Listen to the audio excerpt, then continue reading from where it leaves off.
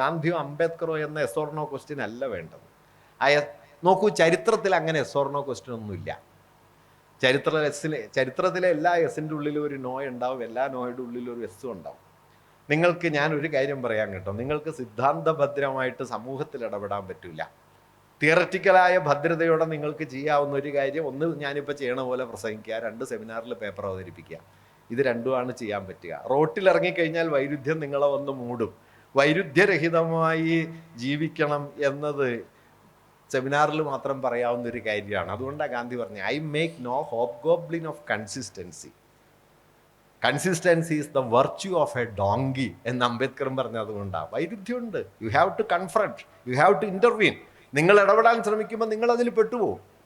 പെടാതെ നിൽക്കാൻ പറ്റില്ല. ഈ വൈരുദ്ധ്യം ഇവർ തമ്മിലുണ്ട്. നമ്മൾ ഊന്നേണ്ടത് ഇവർ തമ്മിലുള്ള വൈരുദ്ധ്യങ്ങളിലോ അവർ പുലർത്തിയ നിലപാടുകളിലെ വ്യത്യസ്തതകളിലോ ആണോ, അതോ ഇന്ത്യൻ ഫാഷിസത്തിനെതിരായ ഇവരുടെ നിർണായക സംഭാവനകളെ സ്വാംശീകരിച്ച് നമ്മുടെ കാലത്തെ വലയം ചെയ്യുന്ന ഇരുട്ടിനെതിരായ സമരത്തിലാണോ? നിശ്ചയമായും രണ്ടാമത്തേതെന്നേ ഞാൻ പറയുള്ളൂ. രണ്ടാമത്തേതിനെ കഴിയുള്ളൂ. ആദ്യത്തേത് വാസ്തവത്തിൽ ഒരു ഫാഷിസ്റ്റ് യുക്തിയുടെ മറ്റൊരു തരത്തിലുള്ള ആവിഷ്കാരമാണ്. നിങ്ങൾ ഒന്നിനെ എടുക്കുന്നു, മറ്റൊന്നിനെ പുറന്തള്ളുന്നു.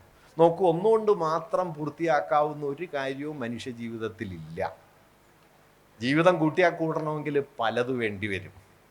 ഒന്നുകൊണ്ട് മാത്രം നിങ്ങൾ കഴിച്ചെടുക്കാവുന്നതോ ഒന്നുകൊണ്ട് മാത്രം കൂട്ടിച്ചേർക്കാവുന്നതോ ആയിട്ട് ജീവിതം എന്ന് പറയുന്ന ഒരു സംഗതിയില്ല.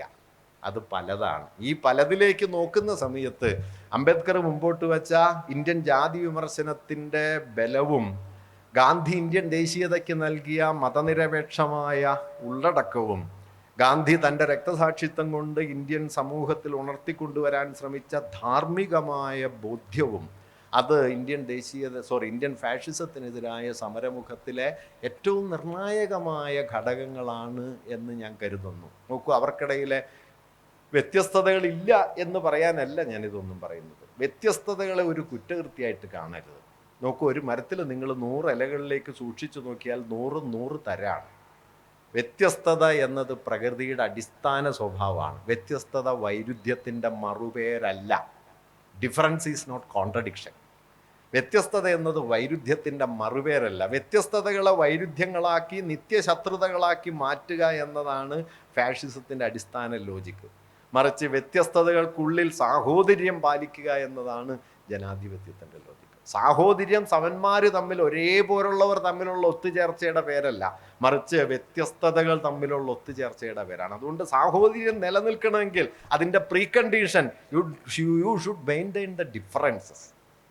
വ്യത്യസ്തതകളെ നിലനിർത്തണം. അതുകൊണ്ട് അംബേദ്കർക്കും ഗാന്ധിക്കും ഇടയിൽ ധാരാളം തർക്കങ്ങളുണ്ട്, ധാരാളം അഭിപ്രായ ഭിന്നതകളുണ്ട്.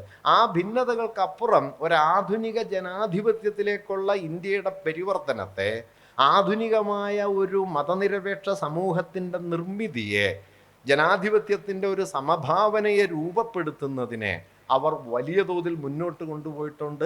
ആ പാരമ്പര്യങ്ങളെ നമ്മുടെ കാലത്ത് എങ്ങനെ മുന്നോട്ട് കൊണ്ടുപോകാം എന്നതാണ് നാം കൂടുതലായി ആലോചിക്കേണ്ടത്.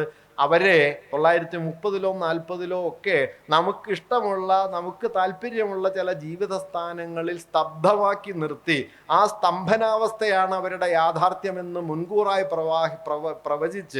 മുൻകൂറായി പ്രസ്താവിച്ച് നിത്യശത്രുക്കളുടെ പോർക്കളം അവർക്കിടയിൽ തീർക്കുകയല്ല, മറിച്ച് അവർക്കിടയിൽ ഒരു സംവാദത്തിൻ്റെ വഴി രൂപപ്പെടുത്താൻ ശ്രമിക്കുകയാണ് ജനാധിപത്യവാദികളായ മനുഷ്യർ ചെയ്യേണ്ടതെന്ന് ഞാൻ കരുതുന്നു. ജനാധിപത്യം സാഹോദര്യത്തിൻ്റെ ഒരടിസ്ഥാന മൂല്യം ആവശ്യപ്പെടുന്നുണ്ട്. സാഹോദര്യം എന്നതിൻ്റെ അടിസ്ഥാന യുക്തി നിങ്ങളെൻ്റെ സഹോദരനാണെന്ന് വെറുതെ പറയലല്ല, മറിച്ച് തന്നിൽ നിന്ന് താനല്ലാത്തതിലേക്ക് കവിഞ്ഞു നിൽക്കാനുള്ള നിങ്ങളുടെ ആന്തരികമായ പ്രേരണയുടെ പേരാണ് സാഹോദര്യം. താനായിരിക്കലല്ല, താനല്ലാത്തതായിരിക്കല. തന്നിൽ അവസാനിക്കലല്ല, താനല്ലാത്തതിലേക്ക് തുറക്കലാണ്. അങ്ങനെ തന്നിൽ നിന്ന് താനല്ലാത്തതിലേക്ക് തുറക്കുന്ന അപാരമായൊരു രാഷ്ട്രീയ ശക്തിയായി സാഹോദര്യം എന്ന ആശയത്തെ കാണണം. സാഹോദര്യം എന്ന ആശയത്തെ പോലും അംബേദ്കർ അവസാന കാലത്ത് നിരാകരിക്കുകയും അതിനും വിപുലമായ മൈത്രി എന്ന ആശയത്തിലേക്ക് നീങ്ങുകയും ചെയ്തു എന്നതുകൂടി ഓർക്കണം. അംബേദ്കർ അവിടെ പറയുന്നുണ്ട്, നിങ്ങൾ സുഹൃത്തുക്കളെ മാത്രം സ്നേഹിച്ചാൽ പോരാ, നിങ്ങൾ ശത്രുവിനെയും കൂടി സ്നേഹിക്കണം. കാരണം ശത്രുവിനെ കൂടി പരിവർത്തനപ്പെടുത്തിക്കൊണ്ടല്ലാതെ സാഹോദര്യത്തെ അന്തിമമായി സാക്ഷാത്കരിക്കാൻ കഴിയില്ല. DR നാഗരാജ് ഗാന്ധി അംബേദ്കർ ഡിബേറ്റിനെ കുറിച്ച് എഴുതുന്ന സമയത്ത് പറയുന്നുണ്ട്, കർണാടകത്തിലെ വലിയ ദളിത് എംപവർമെന്റ് നടന്ന ഒരു ഗ്രാമത്തിൽ ചെന്നിട്ട് അദ്ദേഹം അവരോട് ചോദിച്ചു, എങ്ങനെയുണ്ട് നിങ്ങൾ? ഞങ്ങൾ സംഘടിതരാണ്, ഞങ്ങളിപ്പോൾ ആരും ആക്രമിക്കുന്നില്ല, ഞങ്ങൾ സുരക്ഷിതരാണ് എന്നെല്ലാം അവർ അദ്ദേഹത്തോട് പറഞ്ഞു. നാഗരാജ് പിന്നെ ചോദിച്ചു, സവർണരുടെ മനോഭാവം എങ്ങനെയാണ്? അപ്പോൾ അവർ പറഞ്ഞു, കൊടിയ ശത്രുതയാണ്, പഴയതിനേക്കാൾ കടുത്ത ശത്രുതയാണ്. നാഗരാജ് പിന്നെ എഴുതുന്നുണ്ട്, ഈ ശത്രുത പരിഹരിക്കാതെ നിങ്ങൾക്ക് ഇഷ്യൂ സെറ്റിൽ ചെയ്യാൻ കഴിയില്ല, ഈ ശത്രുതയെ നിലനിർത്തിയിട്ട് നിങ്ങൾക്ക് ഇഷ്യൂ സെറ്റിൽ ചെയ്യാൻ പറ്റില്ല.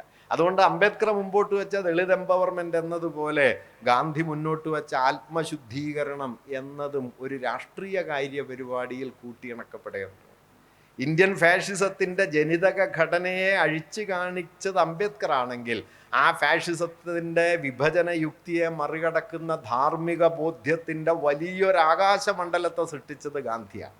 ഈ ആകാശമണ്ഡലം ഇല്ലാതെ ജനിതക ഘടന കൊണ്ട് മാത്രം നിങ്ങൾക്ക് പരിഹരിക്കാൻ കഴിയില്ല. അംബേദ്കർ ആദ്യം കരുതിയത് ജാതി പോകാനായിട്ട് മോഡേണൈസേഷൻ മതി എന്നാണ്. വ്യവസായങ്ങൾ, വിദ്യാലയങ്ങൾ, റോഡുകൾ, നഗരങ്ങൾ ഇതെല്ലാം വന്നാൽ ജാതി പിൻവാങ്ങിക്കൊള്ളുമെന്ന് അദ്ദേഹം കരുതിയിരുന്നു.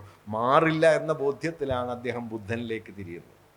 കാരണം നിങ്ങൾക്കൊരു ധാർമ്മിക ബലം വേണം. ആ ധാർമ്മികതയുടെ അടിസ്ഥാനത്തിൽ കൂടി അല്ലാതെ നിങ്ങൾക്കിത് പരിഹരിക്കാൻ കഴിയില്ല. ആ ധാർമ്മികതയുടെ ബലം ഇന്ത്യക്ക് സംഭാവന ചെയ്യാനുള്ള ഒരു വലിയ പരിശ്രമത്തിൻ്റെ, ഞാനൊരു വാക്കുകൂടി പറയാം, പരാജയപ്പെട്ടു പോയ ഒരു വലിയ പരിശ്രമത്തിൻ്റെ പേരായിരുന്നു ഗാന്ധി. അദ്ദേഹം വിജയിച്ചൊന്നുമില്ല. പക്ഷെ ആ പരാജയം നമ്മുടെ മഹാവിജയങ്ങളെക്കാളും മഹാപ്രതാപങ്ങളെക്കാളും ഒക്കെ എത്രയോ മഹിമയുള്ളതാണ് എന്ന് നാം തിരിച്ചറിയണം. നോക്കൂ, വിജയം കൊണ്ട് മാത്രം നിർമ്മിക്കപ്പെട്ട ഒന്നല്ല ഈ ലോകം.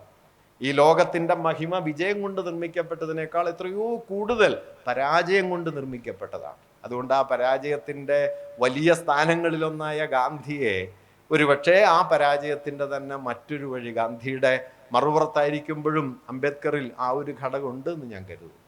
അതുകൊണ്ട് അംബേദ്കറോ ഗാന്ധിയോ എന്ന എസ് ഓർ നോ ക്വസ്റ്റ്യന് പകരം, അവരെ താർക്കികമായി അന്യോന്യം പുറന്തള്ളുന്ന ഒരു യുക്തിക്ക് പകരം, അവരിൽ നിന്ന് നമ്മുടെ കാലത്തിലേക്ക് തുടരുന്ന ഊർജം എന്ത് എന്നത് തിരിച്ചറിഞ്ഞ് ആ ഊർജത്തെ സ്വാംശീകരിക്കുന്ന ഒരു വിചാര രീതി ഉണ്ടാക്കിയെടുക്കാൻ നമുക്ക് കഴിയേണ്ടതുണ്ട്.